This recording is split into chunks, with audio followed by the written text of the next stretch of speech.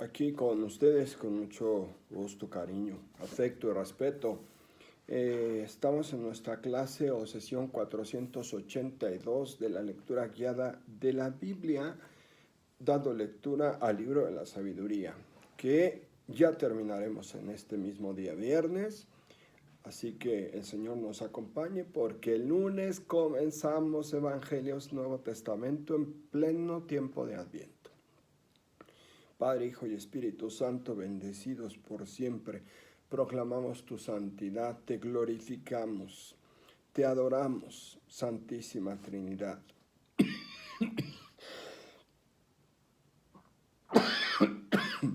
Amén. Bueno, ahora aquí batallando un poquito con el sol, pero muy bien. A ver, ya logré un lugarcito donde el sol me deja un poquito.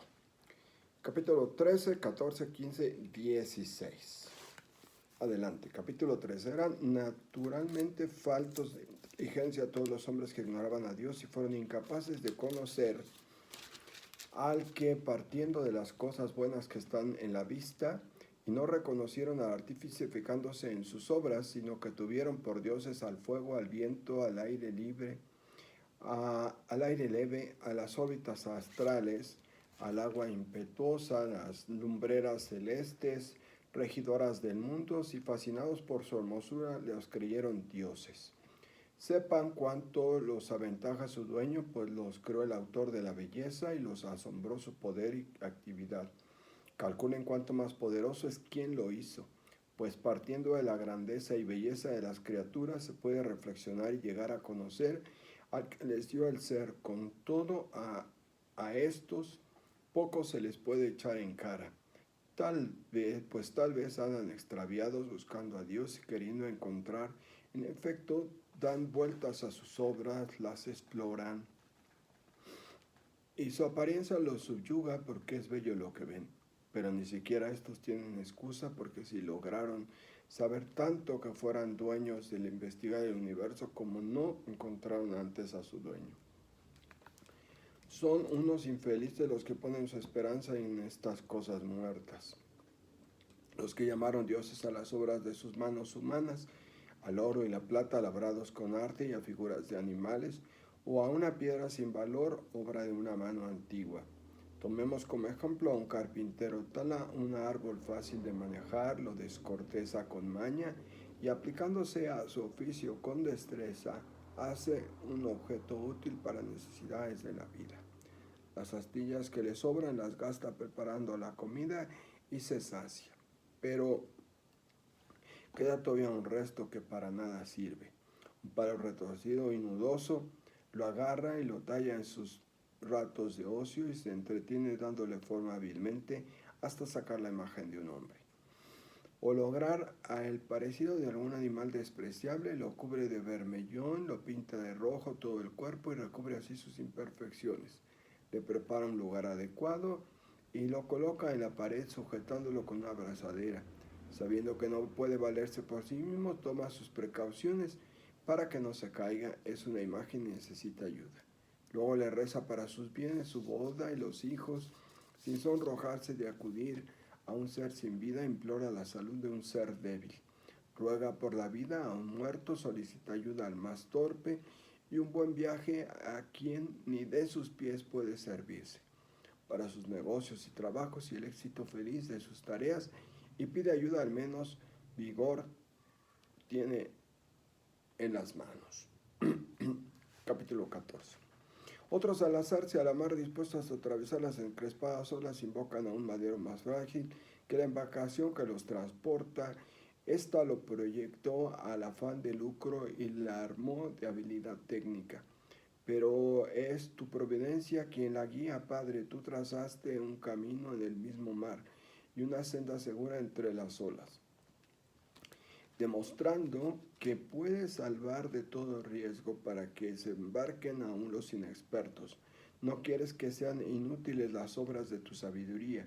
Por eso los hombres confían sus vidas a un madero insignificante cruzando el oleaje en una balsa. Llegan sanos y salvos. En efecto, Cuando al principio parecieron los soberbios gigantes, la esperanza del mundo se refugió en una balsa que guiaba por tu mano. Transmitió la semilla de la vida a los siglos. Bendita la madera que se emplea rectamente, pero maldito el ídolo hecho por manos humanas quien lo hizo, esté por haberlo fabricado. Aquel porque siendo corruptible fue considerado Dios, porque Dios aborrece igualmente al impío y su impiedad. También la obra será castigada con su autor. También a los ídolos de los gentiles se les pedirá cuentas por esto, porque entre las criaturas de Dios se han convertido en algo detestable, tropiezo para las almas de los hombres y trampa para los pies de los necios. El principio de la inmortalidad arranca de proyectar ídolos y su invención trajo la corrupción de la vida, porque ni existían desde el principio ni existirán eternamente. En efecto, entraron en el mundo por la vanidad de los seres humanos, y por eso tienen marcado un fin repentino. Un padre desconsolado por un luto prematuro hace una imagen del hijo difunto, y al que antes era un hombre muerto ahora lo venera como un dios. E instituye misterios e iniciaciones para sus subordinados. Más tarde, con el tiempo, esta impía costumbre se arraiga, se observa como ley. También por decreto de los soberanos se daba culto a sus estatuas. Como los hombres viviendo lejos no podían venerarlos en persona, representaron a la persona remota, haciendo una imagen visible del rey venerado. Así, mediante esta diligencia se adula al ausente, como si estuviera presente. Luego la ambición del artista promovió este culto atrayendo aún a los que lo ignoraban. En efecto, queriendo tal vez halagar al potentado, exageró con arte la belleza de la imagen, y la gente atraída por el encanto de la obra juzga ahora digno de adoración, al que poco antes veneraba como hombre. Este hecho resultó una trampa para el mundo, ya que los hombres, bajo el yugo de la desgracia y del poder, impusieron el nombre incomunicable a la piedra y al leño. Pero no les bastó invocarse.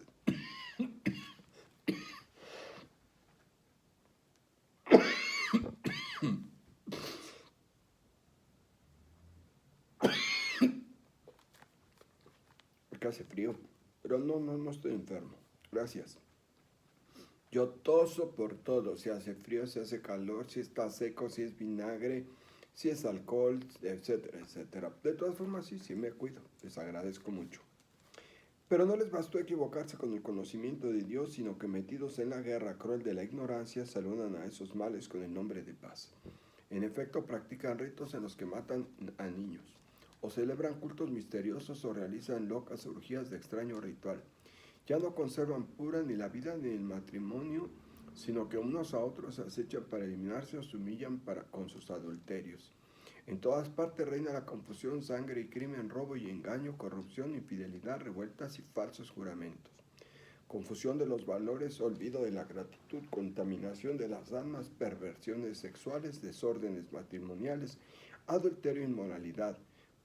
Porque el culto a los ídolos que no son nada es principio, causa y fin de todos los males. En efecto, o celebran fiestas de las que se pierde el juicio, o profetizan falsedades, o viven en la injusticia, o juran en falso con facilidad, como confían en ídolos sin vida. No temen que el jurar en falso les ocasione ningún daño. Será doble la condena que les caiga por tener una falsa idea de Dios, al estar pendientes de los ídolos y por jurar contra la verdad y la justicia, despreciando la santidad, porque no es el poder de aquellos por quienes se jura, sino el justo castigo reservado a los pecadores, quien persigue siempre las transgresiones de los injustos. Capítulo 15. Pero tú, Dios nuestro, eres bueno y fiel, tienes mucha paciencia y gobiernas el universo con misericordia, aunque pequemos somos tuyos, reconocemos tu poder. Pero no pecaremos sabiendo que te pertenecemos. Conocerte a ti es justicia perfecta. Reconocer tu poder es la raíz de la inmortalidad. No nos extraviaron las malas artes inventadas por los seres humanos, ni el trabajo estéril de los pintores, figuras embadurnadas de muchos colores. Su contemplación apasiona a los necios, que se entusiasman con la imagen sin aliento de un ídolo muerto. están enamorados del mal y son dignos de tales esperanzas, tanto los autores como los entusiastas y los adoradores. Un alfarero se esfuerza amasando y restableciendo la arcilla, moldea cacharros para nuestro servicio, pero con la misma arcilla modela por igual vasijas destinadas a menesteres nobles o innobles.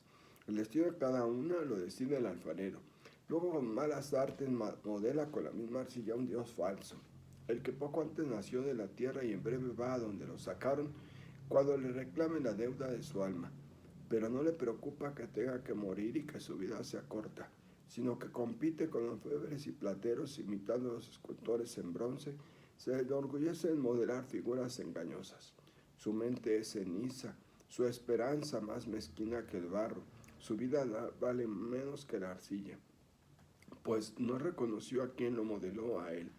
Le infundió un alma activa y le sopló el aliento de vida, sino que consideró la vida como un juego, la existencia como una feria de negocios. Hay que sacar partido, decía, de lo que sea, hasta del mal. Este más que nadie sabe que peca, el que fabrica con materia terrosa vasijas frágiles y estatuas. Pero los más falsos de inteligencia y más infelices que el alma de un niño son los enemigos que oprimieron a tu pueblo, porque tuvieron por dioses a todos los ídolos de los gentiles, cuyos ojos no les sirven para ver, ni la nariz para respirar, ni las orejas para oír, ni los dedos de las manos para tocar, y sus pies no sirven para andar.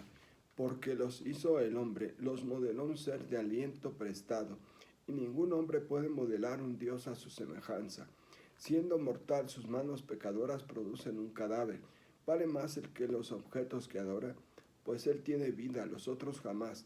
También dan culto a los animales más odiosos, que en cuanto a estupidez son peores que los otros.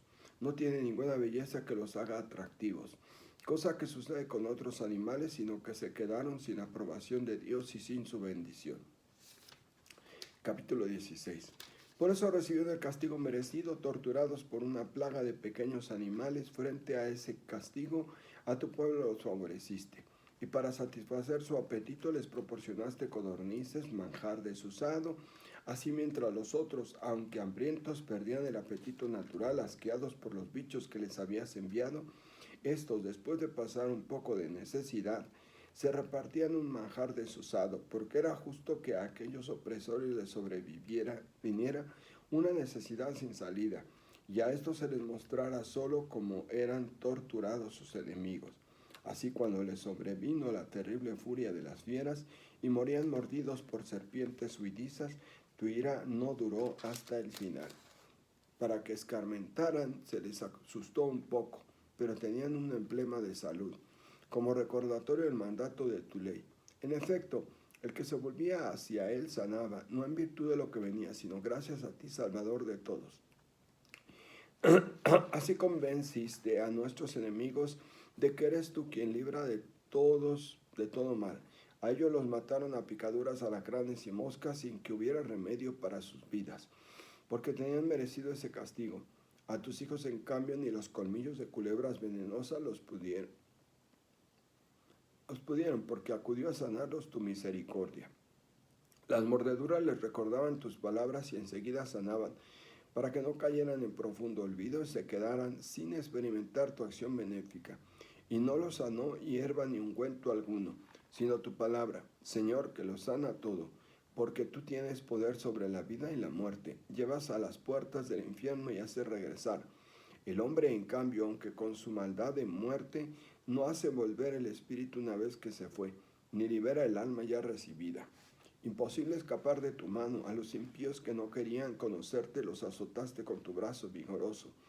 Los perseguían lluvias desconocidas y pedriscos, y tormentas implacables, y el fuego los devoró. Y lo más sorprendente, en el agua que todo apaga ardía más el fuego, porque el universo combate a favor de los justos. Unas veces se amasaba la llama para no quemar a los animales enviados contra los impíos, para que viéndolos comprendieran que el juicio de Dios los perseguía. Pero otras veces, aún en medio del agua, la llama ardía con más fuerza que el fuego, para destruir la cosecha de una tierra malvada. A tu pueblo, por el contrario, lo alimentaste con manjar de ángeles, proporcionándole gratuitamente desde el cielo pan a punto de mil sabores, a gusto de todos. Este sustento tuyo demostraba a tus hijos tu dulzura, pues servía el deseo de quien lo tomaba, y se convertía en lo que uno quería. Nieve y hielo aguantaban el fuego sin derretirse, para que se supiera que el fuego, ardiendo en medio de la granizada y centelleando bajo el aguacero, aniquilaba los frutos de los enemigos. Pero él mismo en otra ocasión se volvió de su propio poder, para que los justos se alimentaran, porque la creación, sirviendo a ti su creador, despliega su energía para castigar a los malvados, y se calma para beneficiar a los que confían en ti. Por eso también entonces, tomando diversas formas, estaba al servicio de tu generosidad que da alimento a todos.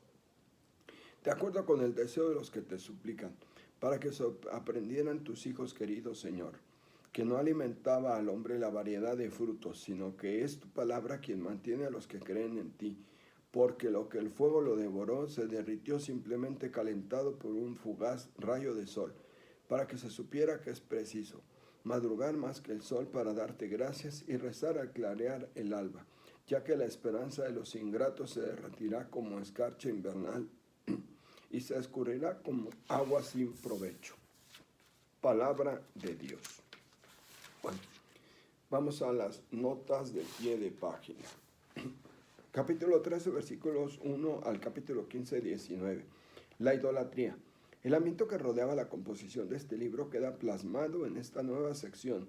Se interrumpen los juicios históricos, continuarán en el capítulo 16 y aparecerá una dura crítica de la idolatría politeísta. El mensaje de esta parte del libro sigue siendo plenamente actual. Los ídolos se multiplican en nuestra sociedad. El poder, el dinero, el placer. Sus consecuencias son evidentes: cinismo, injusticia, destrucción. Al creyente le queda todavía una tarea de denuncia, pero también de esperanza. Capítulo 13, versículos 1 al 9. Fascinados por la hermosura del universo. El primer versículo del capítulo 13 expresa una idea sustentada en lo que encontraremos aquí desarrollado, y en otros capítulos que vienen a continuación, la incapacidad de los idólatras para reconocer al creador de todas las cosas, con la consiguiente evidencia de su culpa. En este primer apartado se critica la idolatría de los astros y de las fuerzas naturales. Similares puntos de vista se hallan también en los escritores judíos de la época, como Filón de Alejandría. Capítulo 13, versículos 10 al capítulo 14, versículo 11. Ídolos de madera. La crítica de la idolatría iniciada anteriormente se hace ahora con más fuerza al dirigirse contra las creaciones humanas. Este apartado se puede dividir de esta forma. 1. Introducción. Versículo 10. Más miserables que los adoradores de naturaleza son los que ponen su esperanza en los ídolos sin vida. 2. Desarrollo. Capítulo 13, versículo 11 al 14, 6. Se recoge un tema tradicional en la literatura bíblica y también en la filosofía griega: la sátira contra el culto de las imágenes. Isaías 40, 19, 44, 9, 20, 46, 1, 7, Jeremías 10, 2, 15. Carta de Jeremías. Salmo 115, versículos 4 al 8, 135, versículos 15 al 18. En capítulo 13, versículos 10 al 19, se enumeran los distintos cultos de imágenes, y en 14, 7 al 11 se describe el caso del culto del navegante, con lo que se recuerda el episodio del arca de Noé. Génesis 6, 1 al 5. 3. Conclusión. 14, 7 al 11 se añade que los ídolos serán sometidos a juicio porque inducen a los hombres al mal. Capítulo 14, versículos 12 al 21. Origen de la idolatría, la desgracia y el poder. El autor del libro de la sabiduría sigue poniendo en duda la veracidad del culto a las creaciones humanas. Capítulo 14, 22 al 31. Consecuencias de la idolatría. Si en el apartado anterior se mostraba el origen de la idolatría, aquí se exponen sus consecuencias: principio, causa y fin de todos los males. Versículo 27. Se enumeran algunos vicios y se proyecta la situación hacia el futuro. la condena en el juicio final, versículo 30 y siguiente. El tema de la corrupción de costumbre como consecuencia de la idolatría es clásico en los antiguos filósofos griegos y en la Biblia. Levítico 18, 21, número 25, Romanos 1, 24 al 32. Y manifiesta tanto el ambiente donde se hallaban innumerables como las reacciones que en ellos provocan. Capítulo 15, versículos 1 al 6. Conocerte a ti es justicia perfecta. Esta primera parte del capítulo 15 gira en torno a dos experiencias: la bondad, la fidelidad, la paciencia y la misericordia divinas. Versículo 1. Éxodo 36, 34, 6 siguiente. Y aquella que señala el conocimiento de Dios es justicia perfecta o principio de inmortalidad. Versículo 3. Juan 17, 3. Capítulo 15, versículos 7 al 13. Ídolos de barro. De forma casi semejante a cuando se describen los ídolos de madera, capítulo 13, versículos 10 al 19. Se habla ahora de los ídolos de barro, Isaías 45, Romanos 9, 21. Pero con una diferencia, que aquí no se incide tanto en la idolatría cuanto que en el creador humano no sea consciente de su propia vida. Por ejemplo, no le preocupa que tenga que morir, versículo 9. Su mente es ceniza, versículo 10. Consideró la vida como un juego, versículo 12, etc. Pues aunque haga figuras de barro, forma parte a su vez de la creación de Dios. Génesis 2, 3, 3, 19. Porque, según parecen, desde antiguo los seres humanos andan preocupados por sentirse orgullosos de sus propias obras o por competir con sus semejantes como si la vida se tratara de un juego.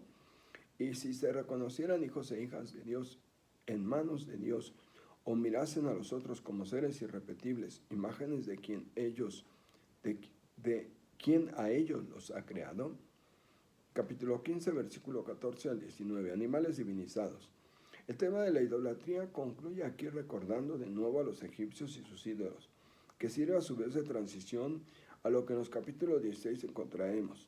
La crítica a los animales divinizados recuerda la que se hace en Salmos 115, versículos 5 al 7, 135, versículos 16 y 17, y probablemente también se esté proyectando el pasado del sincretismo religioso vivido en Israel durante el periodo helenístico, 200 años atrás, cuando el ambiente que rodea al creyente vaya destruyendo sus propias convicciones y la soledad y la desesperanza crezcan en su interior.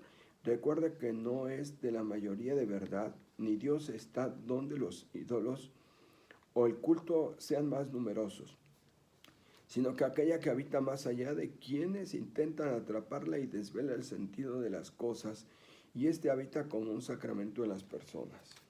Capítulo 16, versículos 16:1 al 19:22. Juicios históricos. Se continúa con la sección de los juicios históricos iniciada en capítulo 11. 16:1 al 4. Codornices. En esta primera parte del capítulo 16 se establece una equiparación entre el alimento del que disfrutan los israelitas en el desierto con los codornices.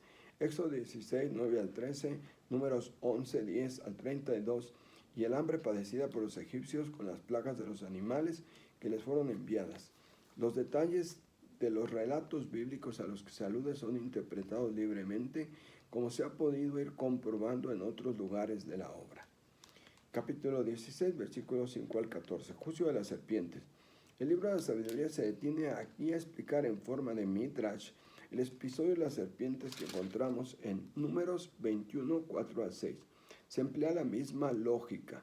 Lo que sirve de castigo a los enemigos para Israel, en este caso, es salvación y recordatorio del mandato de la ley de Dios. Versículo 6. Añade, además, que el prodigio de las sanaciones se debió al poder divino. Véase Juan 3, 14 y 17, que domina sobre la vida y la muerte. Versículo 13. Véase Primera de Reyes 17, 17 al 23. Salmo 9, 14. 107, 17, 19. Isaías 38, 10, 17. Capítulo 16, 15 al 29. Juicio del fuego y el alimento. Lluvia de maná en vez de la plaga de tormentas es el mensaje de este nuevo apartado que el libro de la sabiduría hace actual para sus contemporáneos. sirviéndose como otras veces de la técnica del Midrash. Se recuerda la séptima plaga de Egipto, Éxodo 9, 13 al 15, como si ocurría al mismo tiempo que el episodio del maná, Éxodo 16, números 11, con el fin de ilustrar a los contemporáneos que el verdadero alimento es la palabra del Señor, versículo 26, así como la necesidad de la oración, versículo 28, véase Éxodo 16, 21. Bien, ya enseguida terminamos la lectura de todo el Antiguo Testamento, nos hemos llevado prácticamente 2 años, primeramente Dios. El lunes comenzamos en pleno Adviento la lectura del Nuevo Testamento al iniciar con los Evangelios.